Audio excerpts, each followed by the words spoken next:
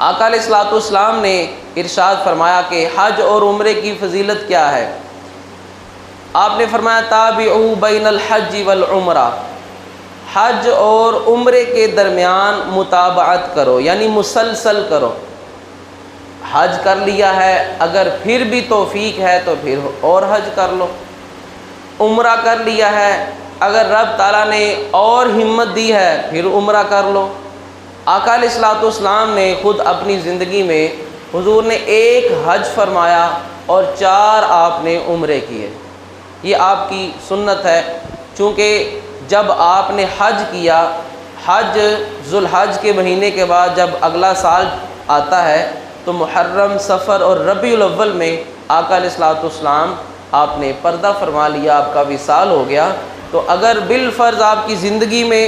اور بھی سال ہوتے دنیاوی زندگی میں، تو آقا علیہ الصلوۃ والسلام کی سیرت میں ہمیں مزید بھی حج ملتے، کیونکہ آپ نے لوگوں کو اس بات کی تلقین فرمائی ہے۔ تو اور ویسے بھی آقا علیہ الصلوۃ والسلام چونکہ حکمران بھی تھے، امیر بھی تھے، سلطنت کے والی بھی تھے، تو جو بھی اس وقت کا حکمران ہوتا وہ حج کا خطبہ وہ خود دیتا تھا۔ حضرت ابو بکر صدیق رضی اللہ تعالیٰ عنہ آقا علیہ الصلوۃ والسلام کے بعد جتنی دیر آپ خلیفہ رہے، ہر سال حج کا خطبہ آپ ارشاد فرماتے۔ پھر اسی طرح حضرت عمر فاروق رضی اللہ تعالیٰ عنہ، آپ جتنے سال آپ خلیفہ رہے، حج کا خطبہ آپ خود ارشاد فرماتے۔ اسی طرح حضرت عثمان غنی رضی اللہ تعالیٰ عنہ، آپ بھی حج کا خطبہ ہر سال خود ہی ارشاد فرماتے۔ پھر سیدنا علی المرتضیٰ کرم اللہ وجہہ الکریم۔ اور یہاں پر ایک مزید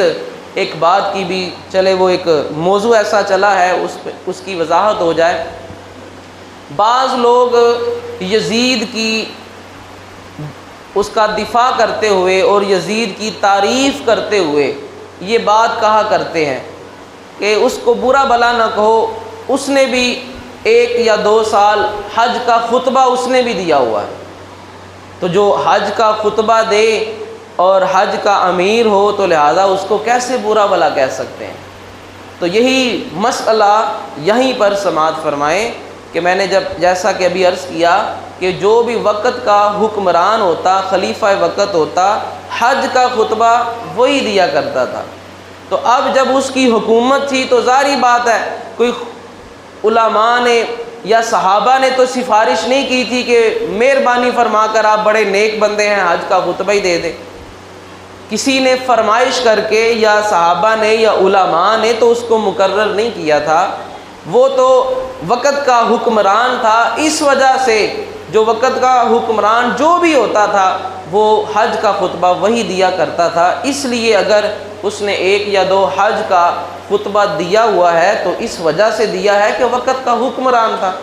آگے اس کی حکومت کیسی تھی وہ تاریخ کی کتابوں میں ہے کہ اسی کی حکومت میں امام علی مقام سید الشہداء سیدنا امام حسین رضی اللہ تعالیٰ عنہ کو شہید کیا گیا۔ اسی کے دور حکومت میں مدینہ منورہ علی صاحبہ الصلاۃ والسلام، اس پر ظلم و تشدد اور اہل مدینہ پر ظلم و تشدد کیا گیا، مدینہ منورہ کی بے حرمتی کی گئی، اور بھی مکہ المکرمہ پر بھی حملہ کیا گیا۔ یہ دیگر واقعات اسی کے دور حکومت میں ہمیں ملتے ہیں۔ تو بتانے کا مقصد یہ ہے کہ حج کا صرف خطبہ دے لینا یہ کسی کے جنتی ہونے کی نشانی نہیں ہے۔ یزید کے بعد بھی اتنے ظالم حکمران آتے رہے، وہ بھی اپنے اپنے وقت میں حج کا خطبہ دیتے رہے۔ آج کے دور میں بھی اگر سعودی عرب کا جو بادشاہ ہے، شرعی لحاظ سے اس کا حق ہے کہ وہ حج کا خود خطبہ دے، خود خطبہ حج کا وہ بیان کرے، اگر بالفرض اس کے اپنے جیسے بھی اعمال ہیں وہ اس کے ساتھ ہیں۔ آج اگر وہاں کا حکمران اگر وہاں سینمے بنا رہا ہے، وہاں بے حیائی کو فروغ دے رہا ہے اور حج کا خطبہ بھی وہی شخص دے، تو اس سے وہ نیک تو نہیں ہو جائے گا، اس سے اس کے گناہ تو نہیں ختم ہو جائیں گے۔ وہ تو اس کا ایک منصب اور رب تعالیٰ نے اس کو حکومت دی ہوئی ہے، اس وجہ سے شرعی لحاظ سے اس کا حق تھا کہ وہ حج کا خطبہ دیتا۔ تو اسی ضمن میں میں نے یہ بات بھی آپ کے سامنے پیش کر دی۔ آقا علیہ الصلوۃ والسلام نے فرمایا حج اور عمرہ مسلسل کرو، ایک مرتبہ عمرہ کر لیا ہے، اگر اللہ نے توفیق دی ہے سال کے بعد، 2 سال بعد، سال میں ایسے بھی بندے ہیں کہ رب تعالیٰ نے ان کو نوازا ہوا ہے، وہ سال میں 2 مرتبہ بھی 3 مرتبہ بھی جاتے ہیں، اور یہاں پر بھی پھر وہ ہمارا اب معاشرے کے معاملات اتنے ہو چکے ہیں اور ہر چیز میں مثبت اور منفی پہلو اس قدر ہو چکے ہیں۔ ہمارے ادھر ایک نمازی ہیں، جب سے کرونا آیا اس کی وجہ سے تو کافی ذرا پریشانیاں تھیں حج اور عمرے کے معاملے میں، اس سے پہلے ہر سال عمرے کے لیے جاتے، پوری فیملی 4-5 افراد گھر کے جاتے، اور بعض اوقات ابھی وہ ربیع الاول میں عمرہ کر کے آئے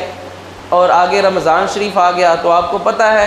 کہ رمضان المبارک میں عمرہ کرنے کی فضیلت کتنی ہے کہ آقا علیہ الصلوۃ والسلام نے ارشاد فرمایا، جس بندے نے عمرہ کیا رمضان کے اندر، العمرۃ فی رمضان کحج معیہ،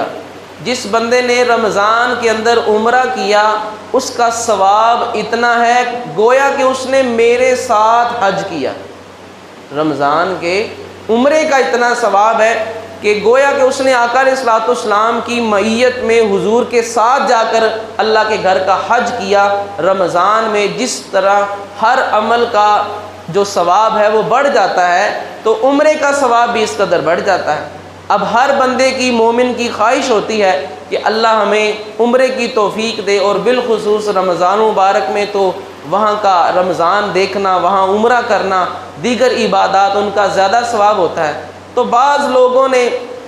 اعتراض ان پر کیا، اور انہوں نے خود بھی مجھے یہ بیان کیا کہ یار یہ سال میں 2 بار حج عمرے کے لیے چلے جاتے ہیں، کسی غریب کی طرف ہی دیکھ لیں، کسی غریب کے سر پر ہاتھ رکھ لیں، کسی کی کفالت ہی کر لیں۔ تو اب یہ اس بندے کا اپنا فعل ہے، ہمیں تو نہیں پتہ، یا کسی بھی بندے نے کبھی اپنے گھر کے باہر کوئی فلیکس یا بینر تو نہیں لگایا کہ میں نے اس مہینے کے اندر اتنا صدقہ اور خیرات کیا، میں نے اس مہینے کے اندر غریبوں کو اتنا دیا ہے۔ یہ تو اس کا اور رب کا معاملہ ہے، یہ تو اللہ جانتا ہے کہ وہ کتنا لوگوں کو، غریبوں کو دیتا ہوگا، اور اس کی کیسی نیت ہوگی، کیا اس کے دل کے اندر محبت ہوگی کہ رب تعالیٰ اس کو بار بار عمرے کی سعادت دے رہا ہے۔ تو ان چیزوں پر بھی ہم کسی پر اعتراض کرنے سے باز نہیں رہتے۔ بالفرض اگر کوئی بندہ، اس کا ناجائز کاروبار ہے، حرام کی اس کی کمائی ہے، بار بار عمرے پر جاتا ہے، ہمیں پھر بھی کوئی حق نہیں ہے کہ ہم اس پر گفتگو کریں، یہ اس کا رب کا معاملہ ہے، رب جانے، وہ جانے، اللہ پاک کو معلوم ہے کہ اس کے حج اور عمرے قبول ہیں یا نہیں ہیں۔ ہمیں یہ اجازت نہیں شریعت نے دی کہ ہم کسی پر فتویٰ لگائیں، ہم لوگوں کے حج اور عمرے کے فیصلے ہم کریں۔ یہ رب تعالیٰ جانتا ہے، ہر بندے کے عمل کو رب جانتا ہے۔ کیا ہم خود بتا سکتے ہیں کہ ہم نے زندگی میں جو کچھ کیا ہے وہ سب کچھ قبول ہو گیا؟ جب ہمیں اپنا ہی نہیں پتا تو کسی کا ہم کیا کہہ سکتے ہیں؟ لہٰذا ایسے معاملات میں ہمیں خاموش رہنا چاہیے۔ یہ بندے کے اور رب کے معاملات ہوتے ہیں۔ اگر پتہ بھی ہو کسی کی برائی کا تو شریعت نے ہمیں پردہ پوشی کا حکم دیا ہے، اگر برائی کا پتہ بھی ہو تو شریعت نے ہمیں خاموش رہنے کا حکم دیا ہے۔ یہ بندے کا اور رب کا معاملہ ہے۔ صرف ان چیزوں میں ہم بول سکتے ہیں جس سے معاشرے میں برائیاں پیدا ہوتی ہوں، معاشرہ خراب ہوتا ہو، معاشرے میں بگاڑ پیدا ہوتا ہو۔ اگر کوئی بندہ گلی محلے میں شراب پیتا ہے تو وہاں پر سب کو بولنا چاہیے،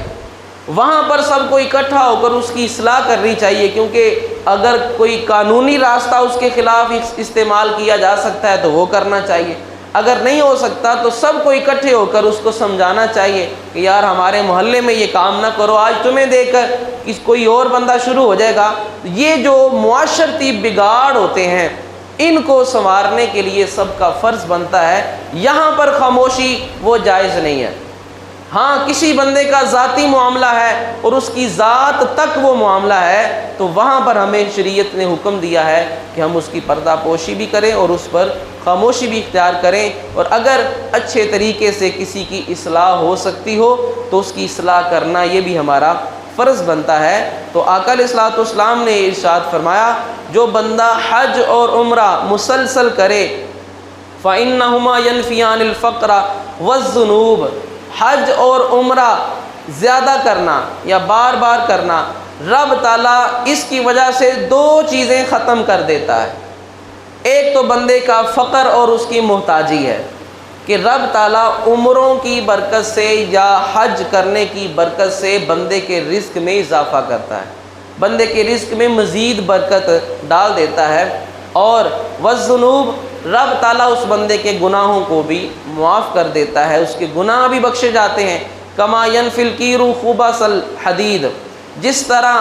جو بھٹی ہوتی ہے وہ لوہے کی، والذہب چاندی کی، والفضہ اور سونے چاندی کی جو میل ہوتی ہے اور اس کے اوپر جو زنگ ہوتا ہے، جب اس کو بھٹی میں ڈالا جاتا ہے تو وہ پگھلنے کے ساتھ اس کی میل اوپر آ جاتی ہے، اس کو صاف کر لیا جاتا ہے، پیچھے کوئی بھی چیز ہے وہ خالص رہ جاتی ہے۔ تو آقا علیہ الصلوۃ والسلام نے ارشاد فرمایا کہ جب بندہ حج عمرہ کرتا ہے، رب تعالیٰ اس کو محتاجی سے بھی دور کر دیتا ہے اور اس کے گناہوں کو بھی معاف فرما دیتا ہے۔ وَلَيْسَ لِلْحَجَّةِ الْمَبْرُورَةِ ثَوَابٌ إِلَّا الْجَنَّةِ، اور ایسا حج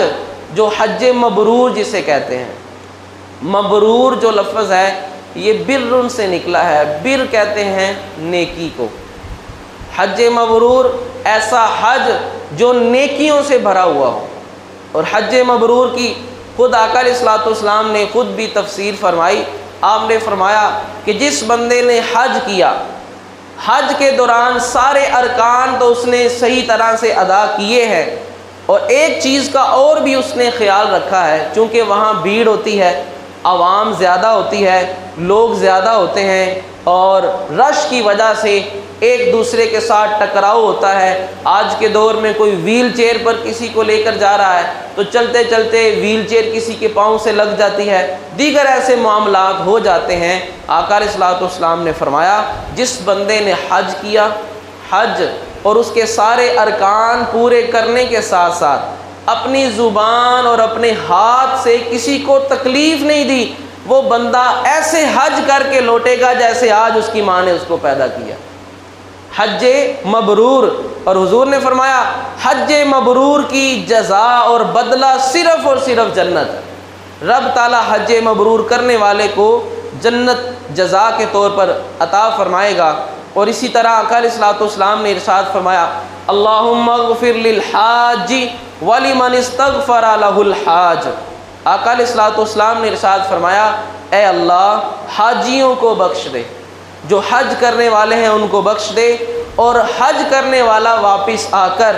جس کے لیے بھی بخشش کی دعا کرے یا اللہ اس کو بھی بخش دے۔ یعنی حج کرنے والے کی یہ اتنی فضیلت ہے، اور یہ نیتوں کے معاملے رب تعالیٰ جانتا ہے۔ نہ ہی نیت میں یہ ہونا چاہیے کہ لوگ آج کے بعد مجھے حاجی کہیں گے، اور نہ ہی ذہن میں یہ خیال ہونا چاہیے کہ زندگی میں بڑے گناہ کیے ہیں لہذا حج کر آتا ہوں، پچھلے صاف ہو جائیں گے، پھر آگے سے نیا کھاتا شروع ہو جائے گا۔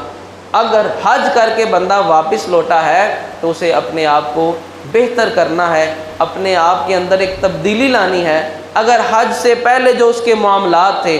اگر بالفرض گالی گلوچ کرتا تھا، دیگر اس کے معاملات تھے، بد اخلاقی تھی، اگر حج کے بعد بھی اس نے وہ معاملات درست نہ کیے، ذہن میں یہی خیال رہا کہ میرے تو پچھلا کھاتا سارا صاف ہو گیا ہے، تو پھر وہ اس حج کی فضیلت کو نہیں پہنچ سکتا۔ تو اللہ رب العزت نے